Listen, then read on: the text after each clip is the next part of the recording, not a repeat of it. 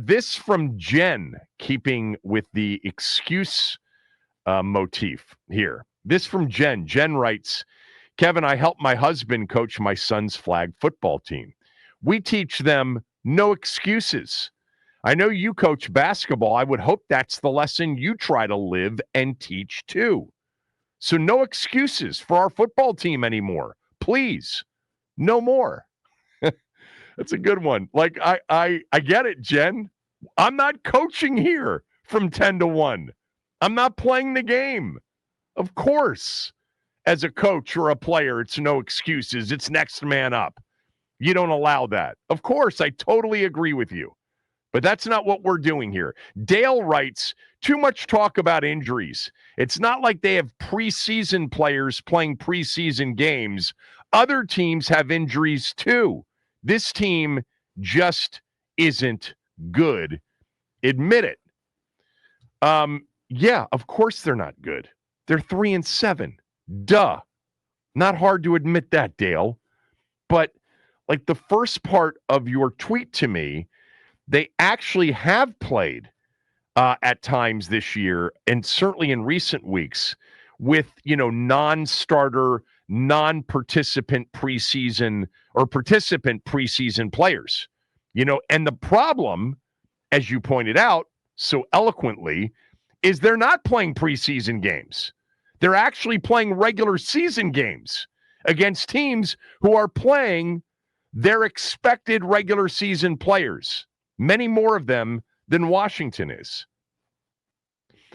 The reaction to the reality of their season from some of you is hysterical to me. I get it. I'm not in my own life.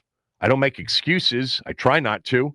Certainly have tried to teach that to my boys. I've coached many, many years basketball. Certainly don't, allow players to just make excuses. But that's not what we do here. We're evaluating. We're opining on this team. That's what we do here for 3 hours. That's what you guys do. And the reality of their season is, yes, they need to say next man up and flex as they're saying it, but we're not coaching and playing.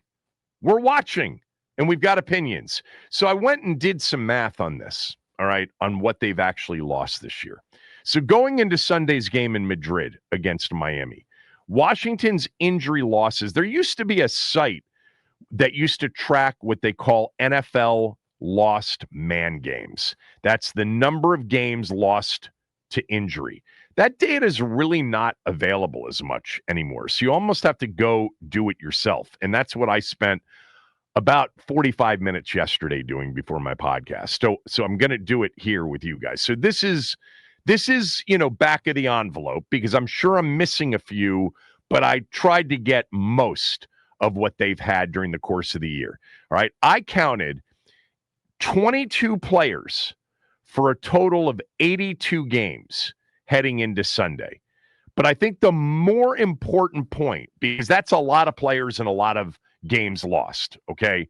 I don't know where that ranks, on, the most injured teams of all time. I bet you it's not there, but it's not really the point here, because it's not the number of players in games lost. It's that the players injured have been, on both sides of the ball, their most important players. By my count, 14 players who were in the lineup as either starters or basically, close to the starting rotation, in the mix, in the, first three at a position, on opening day, okay, against the Giants, have either missed time or are out for the year. 14 of their key week one and expected contributors are either out for the year or have missed significant time. By the way, I did not count Sam Cosmi in that group. Cosmi missed the first 6 games of the year, recovering from the torn ACL in the playoff game against Detroit. So, Dale, players that have been forced into action include many players who were not expected to play. Yes, practice squad players, deep depth chart players, and players who weren't even in the organization, like Treylon Burks, who's hurt after his best game, Robbie Chosen, Chris Moore, Darnell Savage, guys like Sheldon Day and Jalen Holmes and Tay Martin and Antonio Hamilton. Antonio Hamilton, by the way, played a lot last week. Number 34, if you didn't know who he is. I'm sure like you guys are doing what I'm doing every Sunday, which is I'm not familiar with that jersey number. And you got to go look it up. If you're at the game, maybe you got a program. Do they still sell programs? I think they do. Yankoff, Dieter, Vickers. I mean, you just keep going through the list of players that have had to play. And by the way, that doesn't count players who have played but not played healthy. Bates has not been a healthy player. Debo's not been necessarily a healthy player for all of the games. So, yeah, lots of players that weren't on rosters or were on practice squad or deep down the depth chart have played and played a bunch. And the problem with that is the games aren't preseason games. They count. They haven't had their guys. For some of you, it's like you're missing it. It apparently doesn't matter. Some of you believe that they should be what you expected them to be this year or what they were last year without their guys, without their players, their best players on the field more times than not. It just doesn't work that way in the NFL.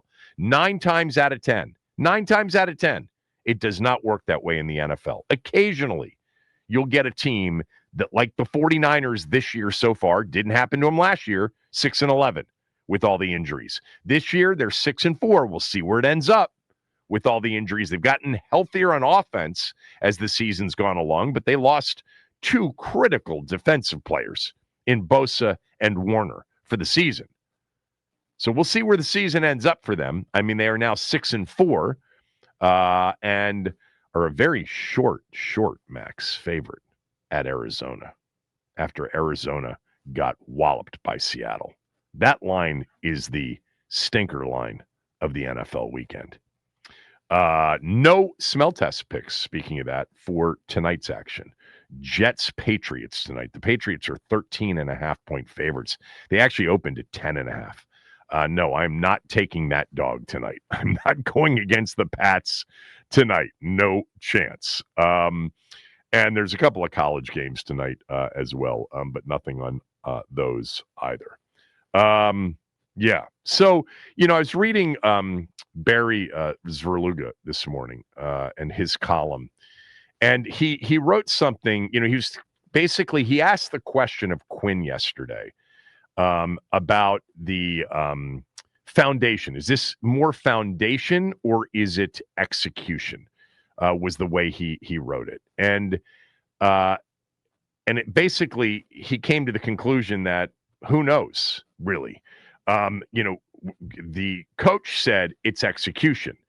But for Barry wrote, is this season a blip or is this season, true? Like this is who they really are, or is it just, a blip? I think it's just a blip. That's what I think. I think this is, without question, a season in which hopefully they don't have more like this in terms of injuries. But I'm looking for the way Barry put it. Yeah, he said, this is the way he put it, my fault. Was last year a fluke or is this year a blip? Was last year just totally flukish, 12-5, 2 playoff wins, or is this year just the aberration, the blip, because of the injuries and the schedule and whatever else you want to say? That's a good question. I would say it's a good question for the group because I think there will be answers on both sides. For me, this year is a blip. Last year was not a fluke. Last year was, a season of good fortune, but it wasn't fluke. Like fluke means it's going to happen one time. A blip means it's only going to happen, one time. This is not going to be the norm.